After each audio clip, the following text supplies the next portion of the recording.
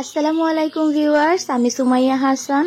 আপনাদের সবাইকে স্বাগত জানাচ্ছি নতুন আরেকটি দিনের আরেকটি ব্লগ দেখার জন্য। আশা করছি যে যেখান থেকে আমার আজকের ভিডিওটি দেখছেন সবাই আল্লাহর রহমতে ভালো আছেন, সুস্থ আছেন। আমরাও আলহামদুলিল্লাহ আল্লাহর রহমতে বেশ ভালো আছি। গত ভিডিওতে তো অলরেডি আপনাদের সঙ্গে শেয়ার করে নিয়েছি যে আপনাদের ভাইয়া আমাকে ছেড়ে দূর প্রবাসে চলে গেছে। তো এই ভিডিওটা হচ্ছে আপনাদের ভাইয়া যাওয়ার আগে, মানে তার জন্য যে সে কেনাকাটাগুলো করেছে সেটা নিয়েই আমি ভিডিওটা করেছিলাম। আর এই ভিডিওটা কিন্তু গত রোজার ঈদের আগে করা, মানে ওই সময় আপনাদের ভাইয়ার কিন্তু ফ্লাইট হওয়ার কথা ছিল গত রোজার ঈদের আগে। তবে একটা ঝামেলার কারণে ওদের ফ্লাইটটা মিস হয়ে গিয়েছিল, আর সেটা হতে হতে একদম পুরো মে মাসের 20 তারিখ হয়ে গেছে। সেটা তো গত ভিডিওতেই আমি বলেছিলাম যে আপনাদের ভাইয়া এই মাসের 20 তারিখে চলে গেছে বাংলাদেশ ছেড়ে। এই ভিডিওটা করার একটা বিশেষ কারণ হচ্ছে আমি আসলে এই বিষয়গুলো স্মৃতি হিসেবে তুলে রাখতে চেয়েছিলাম। ভিডিও করে রাখলে দেখা যাবে যে অনেক বছর পরে হলেও এই জিনিসগুলো দেখা যাবে বা একটা স্মৃতি হয়ে থেকে যাবে। এই কারণে আমি এই ভিডিওটা করেছিলাম। এখানে আপনাদের ভাইয়া যাওয়ার আগে বেশ কিছু শপিং করেছিল, সেগুলোই নিয়েই আজকের ভিডিওটা সাজিয়েছি। তো শুরুতেই দেখতে পাচ্ছেন এখানে আমি ব্যাগ দেখাচ্ছি। আসলে বিদেশে যাওয়ার ব্যাপারে ব্যাগটা তো খুব বেশি ইম্পর্ট্যান্ট একটা জিনিস, এটা ছেলে মেয়ে উভয়ের ক্ষেত্রেই লাগে। গত ভিডিওতে আপনাদের ভাইয়া কোন দেশে গেছে এটা আসলে আমি বলতে ভুলে গেছিলাম, তো অনেক আপুরাই প্রশ্ন করেছেন। আপনাদের ভাইয়া হচ্ছে কিরগিজস্তান গেছে। অনেকে হয়তোবা এই দেশের নাম শুনেছেন, অনেকের কাছে আবার এটা নতুন মনে হতে পারে। যারা এই দেশের নাম শুনেছেন বা চিনেন তারা তো চিনেনি, যারা কখনো শুনেননি বা চিনেন না তাদের জন্য ছোট করে বলে দিচ্ছি। এটা হচ্ছে রাশিয়ার পাশের একটা দেশ। আমি যতটুকু শুনেছি এটা রাশিয়ারই একটা অংশ ছিল, তবে এখন আলাদা হয়ে গেছে। যাই হোক, এটা হচ্ছে মূলত শীতের একটা দেশ, ওখানে প্রচুর পরিমাণে ঠান্ডা থাকে। এই কারণে আপনাদের ভাইয়া শীতের পোশাকই একটু বেশি কিনেছে। আর এখানে আমি সবগুলো জিনিস আসলে দেখাতে পারিনি, কারণ গরমের যে পোশাকগুলো ছিল আপনাদের ভাইয়া ওগুলো অলরেডি পরে একদম নষ্ট করে ফেলেছিল, মানে আমি ভিডিও করার আগেই সে পরে ফেলেছে।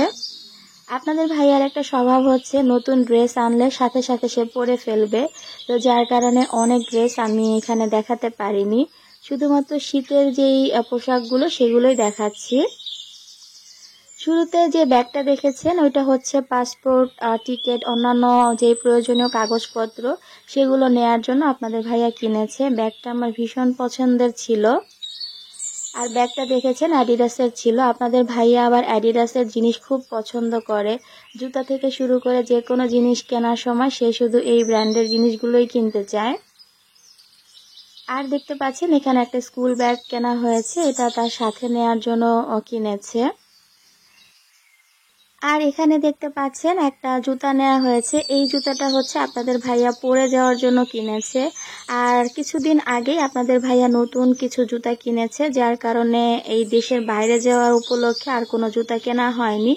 ওই জুতোগুলোই সাথে নিয়ে যাবে, আর শুধুমাত্র পরে যাওয়ার জন্য এই নতুন জুতাটা নিয়েছে। এটাও অ্যাডিডাসের ছিল, ওই যে বললাম তার অ্যাডিডাসের জিনিস খুবই পছন্দ। জুতাটাও আমার ভীষণ রকম পছন্দ হয়েছিল। আর জুতাটা দেখতেই পাচ্ছেন, দেখতেও যেমন সুন্দর, কোয়ালিটিও অনেক ভালো ছিল। আসলে অ্যাডিডাসের জিনিসের কোয়ালিটি সম্পর্কে তো আর নতুন করে বলার কিছু নেই, ওদের কোয়ালিটি অনেক ভালো থাকে। এখন দেখাচ্ছি কিছু সোয়েটার। আসলে শীতের দেশ যেহেতু ওখানে কিন্তু অনেক ভারী টাইপের সোয়েটার নিয়ে যেতে হবে, সেটা আগেই বলে দেওয়া হয়েছিল যে ওখানে প্রচুর শীত পড়ে, একদম -ডিগ্রিতে চলে যায়, আর অনেক বেশি তুষারপাতও হয়। তো সেই অনুযায়ী ওই শীতের উপযোগী এখানে 2টা জ্যাকেট নেওয়া হয়েছে। এগুলো কিন্তু প্রচুর গরম, মানে বাংলাদেশে থাকাকালীন সময় এটা পরে থাকাই যাচ্ছিল না, এতটা গরম। তো এখানে 2 কালারের 2টা জ্যাকেট নেওয়া হয়েছে। আর এই জ্যাকেটগুলো কিন্তু আমার ননদ আপনাদের ভাইয়াকে গিফট করেছে। গিফট করেছে বলতে ও টাকা দিয়ে দিয়েছিল, আপনাদের ভাইয়া তার পছন্দ এবং প্রয়োজন অনুযায়ী কিনে নিয়েছে। এখানে 2টা ভারী জ্যাকেট নেওয়া হয়েছে, সেই সাথে অল্প শীতে পরার জন্য বেশ কিছু সোয়েটার, জ্যাকেট এগুলো নেওয়া হয়েছে। নতুন কেনার মধ্যে শীতের জিনিসগুলো একটু বেশি কেনা হয়েছে, আর বাকি যে জিনিসগুলো ওগুলো বাংলাদেশে সে যেগুলো পরতো বা তার নতুন যেগুলো ছিল সেগুলোই সাথে করে নিয়ে যাবে। আপনারা অনেকেই ভিডিওটা দেখে হয়তোবা ভাবছেন যে এগুলো দেখানোর কি আছে। আসলে ওই যে শুরুতে বললাম না, আমি জাস্ট স্মৃতি হিসেবে রেখে দেওয়ার জন্য ভিডিওটা করেছিলাম, যেন অনেক বছর পরে হলেও আপনাদের ভাইয়া জীবনে প্রথমবার যখন বিদেশ গিয়েছিল কি কি সাথে নিয়ে গিয়েছিল সেটা তাকে দেখাতে পারি বা আমরা নিজেরা দেখতে পারি, সেই উদ্দেশ্যেই আমি ভিডিওটা করেছিলাম, একটা স্মৃতি রেখে দেওয়ার জন্য। এখানে কিছু পাতলা সোয়েটার দেখেছেন, ওগুলো অল্প শীতে পরার জন্য নেওয়া হয়েছিল। আর এগুলোকে আসলে কি বলে আমি জানি না, ছেলেদের পোশাকের নাম আমি অতটা ভালো বলতে পারি না বা চিনিও না। তবে এগুলো অনেক একটু মোটা টাইপের ছিল, প্যান্টের মতোই, তবে এগুলো প্যান্ট না।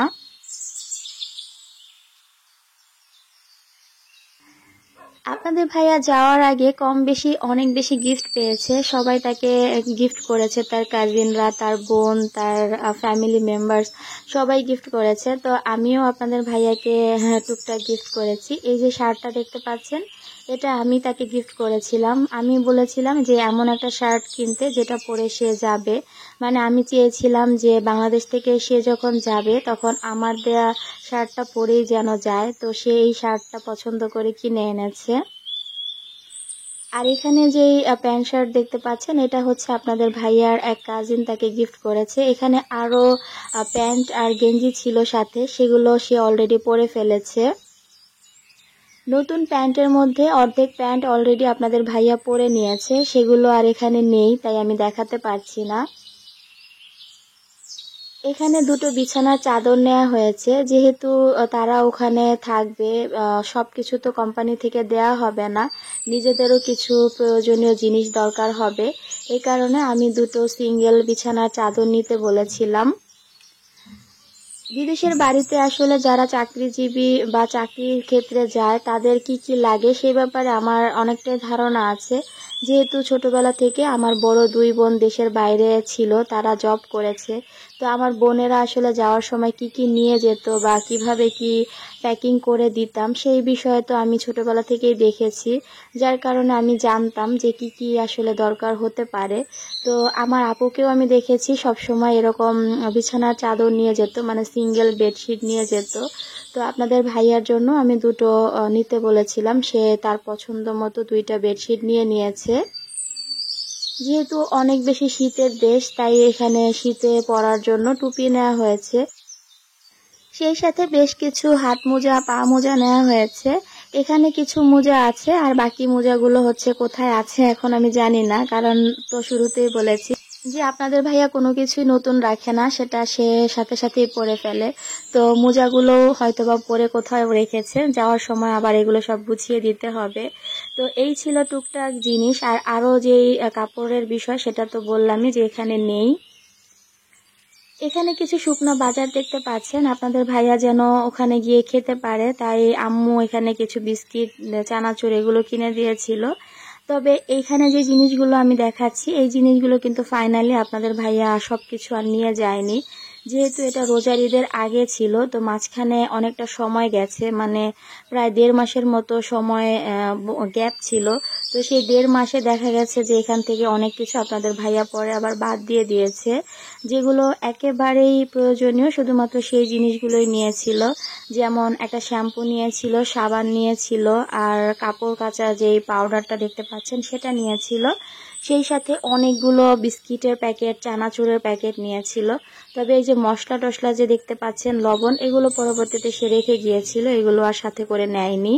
আসলে গিয়ে সাথে সাথেই তো আর জিনিসপত্র কিনে নিতে পারবে না, এই কারণে এই জিনিসগুলো আমরা সাথে করে দিয়ে দিয়েছিলাম। আর এই যে লাগেজটা দেখতে পাচ্ছেন, এটা আমি তাকে গুছিয়ে দিয়েছি।